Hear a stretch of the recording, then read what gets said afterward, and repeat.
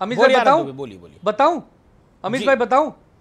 आदरणीय बाला साहब ठाकरे जी, आदरणीय शरद पवार साहब हर साल में एक बार भोजन पर मिला करते थे। ये प्रेम शुक्ला जी को भली भांति मालूम है। अब आप सोचिए कि बाला साहब ठाकरे जी और शरद पवार साहब भोजन कर रहे हैं, तो दाऊद इब्राहिम के आदमी के साथ बाला साहब ठाकरे जी भोजन करेंगे क्या? प्रेम शुक्ला जी, आप अपने पुराने नेता, इतने बड़े नेता के ऊपर प्रश्न चिन्ह कैसे खड़ा कर सकते हैं भाई साहब?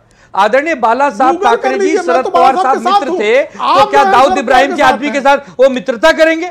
आप कैसी बातें करते हैं? अरे नवाब मलिक को आपने दाऊद का आदमी बताया, झूठ बोल रहे थे आपने अभी टेलीविजन पर बोला कि नवाब मलिक दाऊद का आदमी है, हम उसके खिलाफ हैं, और आप अभी कह रहे हो अरे बाला साहब ठाकरे जी सच्चे थे, बाला साहब ठाकरे जी शरद पवार के दोस्त थे।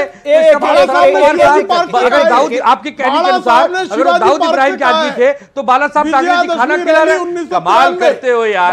एक तरफ कहते हो और शुक्ला जी एक करके ऑल ऑडियो जाओ। प्रेम शुक्ला 30 सेकंड आप कंप्लीट कर लीजिए। प्रेम शुक्ला शांत, आप अपने 30 सेकंड कंप्लीट कर लीजिए, फिर आनंद दुबे आप बोलिए। दोनों बीच में बोलेंगे तो कोई फायदा नहीं। सामना की प्रतियां भेज देता हूं। बाला साहब ठाकरे ने एक बार नहीं 50 बार कहा है कि शरद पवार दाऊद इब्राहिम का साथी है। दाऊद इब्राहिम के खिलाफ उन्होंने खुलकर कहा है, और उसके बाद उन्होंने जो है दाऊद के लोगों को पाता, जब शरद पवार सरकार में थे तो बाला साहब ठाकरे को अरेस्ट करने का आदेश निकला था 2000 में, ये याद है कि नहीं याद है? और उन बाला साहब ठाकरे की पार्टी को तोड़ने का काम शरद पवार ने पहली बार किया था कि नहीं किया था? क्या बातें कर रहे हैं आप? छगन भुजबल को कौन तोड़ कर ले गया था? ठीक है, you made your point, okay sir you made your point, okay. Silence on the floor, silence on the floor. Anand Dubey दो बातों का जवाब। एक, जो देवेंद्र फडणवीस का 2022 का भाषण इस समय वायरल हो रहा है कि अब आदित्य ठाकरे को हिंदुत्व की बात कौन कौन ये जो भाषा बोली गई उस पर आप क्या रिएक्ट करना चाहते हैं? अमीश भाई, ऐसा है कि आदरणीय शरद पवार साहब और आदरणीय बाला साहब ठाकरे जी आपस में राजनीतिक मतभेद रखते थे, राजनीतिक वैचारिक लड़ाइयाँ उनकी होती थी, लेकिन वो दोनों बहुत अच्छे मित्र भी रहे। पूरा महाराष्ट्र जानता है, पूरा देश जानता है। वो कोई साल नहीं गया जब साल में दोनों इकट्ठे बैठकर भोजन न करते। लेकिन दोनों की राजनीति अलग थी। और दुनिया को मालूम है, हमारी शिवसेना अलग थी, राष्ट्रवादी अलग थी। आज हम सरकार में साथ में वर्षों तक एक दूसरे के खिलाफ लड़ते आए, लेकिन कोई व्यक्तिगत लड़ाई थोड़ी थी, कोई मनभेद थोड़ी था, कोई दाऊद इब्राहिम के आदमी थोड़ी थे। जिस प्रकार नवाब मलिक को ये लोग कह रहे हैं कि वो दाऊद का आदमी था, अंत में तो इन्हीं का आदमी निकला। इन्होंने बी फॉर्म दे दिया, झूठ बोल रहे हैं, इन्होंने बी फॉर्म दे दिया। और रही बात हिंदुत्व छोड़ने की, एक बात बताइए अमीश भाई, एक बात बताइए अमीश भाई, हम कहां हिंदुत्व छोड़े हैं? अरे हमने बीजेपी को छोड़ा है। बीजेपी अपने आप को अगर हिंदू समझ रही है तो उसकी गलतफहमी है। सुधर जाओ, सीखो, पढ़ाई करो। आप अकेले हिंदुत्व का ठेका थोड़ी लिए हैं, बहुत सारी पार्टियां, बहुत सारे संगठन हैं। ठीक है, ठीक है, असीम बकार मना रहे हैं, दिवाली मना रहे हैं, होली मनाते हैं। असीम बकार, अक्सर कांग्रेस जब हारती है या फिर इंडिया अलायंस की पार्टी हारती है तो जिम्मेदारी ईवीएम के साथ साथ ओवैसी साहब की पार्टी की भी आती है। लेकिन महाराष्ट्र में खेल अलग है, और महाराष्ट्र में खेल यह है कि चाहे वो एनसीपी शरद राव पवार गुट हो, चाहे वो शिवसेना उद्धव गुट हो, और चाहे वो कांग्रेस हो, यानी अघाड़ी, इन सबको मुस्लिम वोटों की बहुत बड़ी दरकार है। और उन्हें लगता है कि उसमें स्पीड ब्रेकर आपकी पॉलिटिकल पार्टी है। और जो देवेंद्र फडणवीस का 2022 का पुराना बयान वायरल हो रहा है, उस पर आपका रिएक्शन? देखिए, अगर ओवैसी साहब को स्पीड ब्रेकर मानते हैं कांग्रेस वाले, तो ओवैसी साहब के साथ आ जाएं या ओवैसी साहब को अपने साथ कर लें।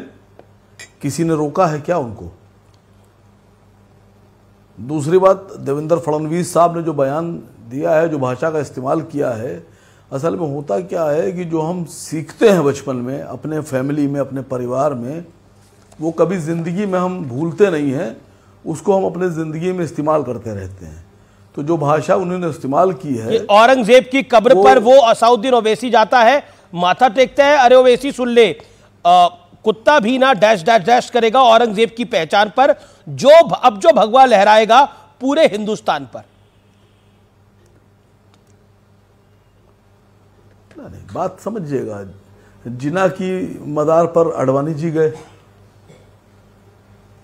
कि नहीं गए थे, इस बात पर इनकार कर लीजिए। तो औरंगजेब वो बादशाह हैं, औरंगजेब रहमतुल्लाह अलैह, जिन्होंने मानसरोवर जीत कर हिंदुओं को दिया, चाइना से छीन कर दे दिया। और जिना वो शख्स हैं जिन्होंने हिंदुस्तान पाकिस्तान का बंटवारा कराया। तो जिना की मदार पर जाने के बाद आडवाणी के बारे में क्या देवेंद्र फडणवीस यही अल्फाज इस्तेमाल करेंगे या नहीं करेंगे? वहां तो जाके पैर छूते हैं, वहां तो जाके आशीर्वाद लेते हैं।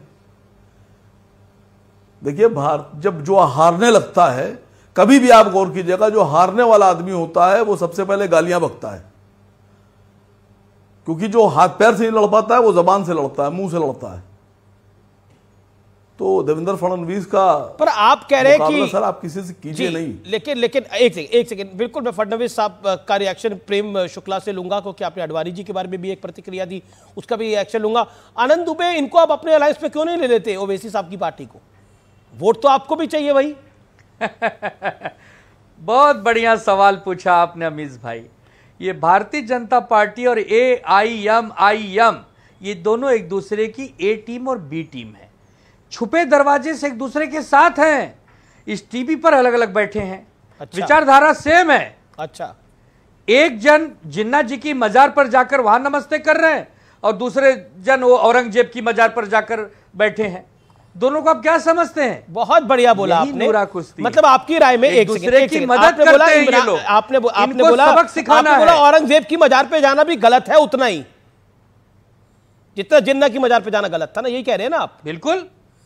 और आपने जिसको अब एक जनाब आपने बहुत बड़ी बात बोली है, लेकिन आपने जिसको राज्यसभा में भेजा, इमरान प्रतापगढ़ी, वो औरंगजेब के बारे में क्या कहता था जिसके पक्ष में आपने वोट डाला था? इमरान प्रतापगढ़ी औरंगजेब के बारे में क्या पढ़ता था बताइए? तो जिसको आपने राज्यसभा में भेजा कैसे भेजा? वोट डाला जी आपने। वही कह रहा हूं कि हमने थोड़ी भेजा है, कांग्रेस पार्टी ने भेजा। वाह वाह वाह वाह वाह, क्या कारण था?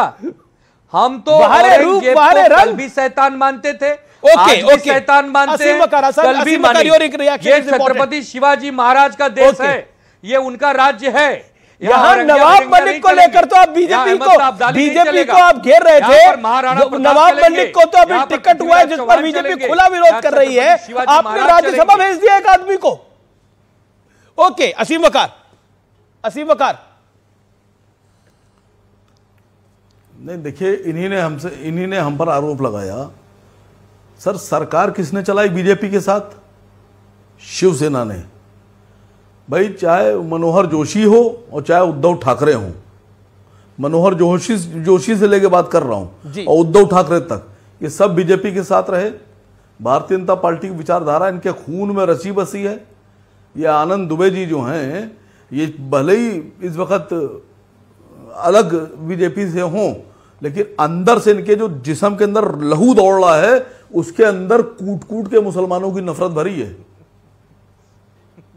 अगर कहीं मौका मिल जाए गलती से बीजेपी को अपने बुला ले, तय करना चाहिए तो तख्तियां सर पर लगा के घूमेंगे मुसलमानों के खिलाफ। अलग है, बाबर अलग था, मुसलमान अलग है। उनके साथ मुसलमानों को न जोड़िए वकार भाई। मैं अपनी बात रखूं, मैं तो बोलता नहीं किसी के बीच में। आप तो स्वयं मुसलमान हैं। आप मुसलमान को क्या समझते हैं? मुसल्लम ईमान। जिसके पास मुसल्लम ईमान है, जो देश के लिए जान दे सकता है, वो मुसलमान है ना। ये बाबर और औरंगजेब को कब से मुसलमान समझने लगे आप?